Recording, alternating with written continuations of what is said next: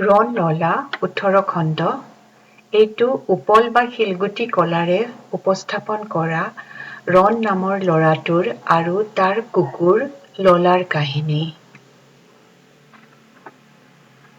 ৰণে ৰাতিপুৱা উঠি চুকচুকীৰ বাঁহটোৰে সৈতে 2টা কণী দাঙি আনি দেউতাকৰ ওচৰত থকা টেবুলৰ ওপৰত থলে। সি তাৰে এটা স্কুললৈ নিব, ভাইজালক দেখুৱাবলৈ। দেউতাকে বুজালে, কণীটো ভাঙিব লাগিলে ডাঙৰ কথা হ'ব। কেঁচা কণীৰ গোন্ধত কোনেও ক্লাছত বহি থাকিব নোৱাৰিব। শিক্ষকে তোমাক বেয়া ল'ৰা বুলি ক'ব। ৰণে কোনোপধ্যেই নুশুনে। ভাইজালক তুমি নাজানা, সি মোক বহুত বেয়া পোৱাকৈ ক'ব বুলি কৈ সি কান্দিব ধৰিলে। দেউতাকে শেষত ক'লে, ঠিক আছে, তোমাৰ মাক সুধি চোৱা। মায়ে যদি নিব দিয়ে নিবা, মোৰ কথা নাই। ৰণে জনা হৈছে দেউতাকে যেতিয়া কথাটো মাকলৈ ঠেলিছে তাৰ অৰ্থ হৈছে নহ'ব। দেউতাকে নিশ্চিন্ত মনে আকৌ বাতৰি কাকত পঢ়াত মন দিলে। এনেতে ৰণৰ মাক আহি থিয় হ'ল। তেওঁ ৰণলৈ চাই সুধিলে, কি হ'ল বাবা, তুমি কান্দিছা নেকি? সি আহি মাকক ধৰি ক'লে, মোৰ পেট বিষাইছে, মই আজি স্কুল নাযাওঁ। ৰণৰ দেউতাকে পত্নীৰ ফালে চাই চকু টিপ মাৰিলে।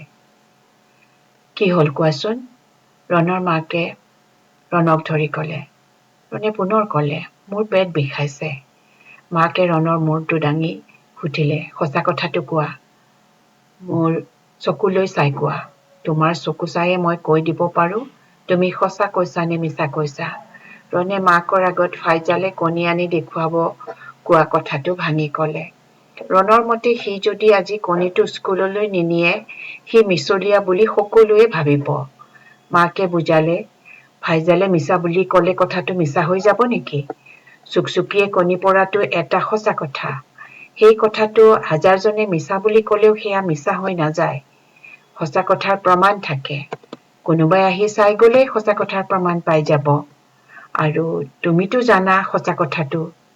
সকলোকে চব কথা পতিয়ন যোৱাবলৈ কিয় চেষ্টা কৰিছা? মই তোমাক কণী স্কুললৈ নিব নিদিওঁ।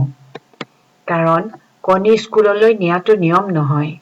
পঢ়া শুনা কৰা কিতাপ, বহী, টিফিন বক্স, পেঞ্চিল বক্স আৰু পানী বটলৰ বাহিৰে অন্য একো খেলনা সামগ্ৰী বা মোবাইল ফোন আদি শ্ৰেণীকোঠালৈ অনা নিষেধ। বুজি পাইছানে? ৰণে মূৰ দুপিয়ালে। তাক যথেষ্ট আত্মবিশ্বাসী হোৱা যেন দেখা গ'ল। এনেতে সেই ঠাইলৈ ললা দৌৰি আহিল। সি আহি কণী থোৱা সৰু টেবুলখনত খুন্দা মাৰিলে। টেবুলখন লুটি খাই পৰিল। এটা কণী বাঁহটোত থাকিল যদিও আনটো পৰি ভাঙি থাকিল। ঘটনাৰ আচম্বিকতাত ৰণ থৰ হৈ ৰ'ল। তাৰ চকু দুটা অস্বাভাৱিকভাৱে ডাঙৰ হৈ যোৱাৰ লগতে মুখখনো মেল খাই গৈছিল।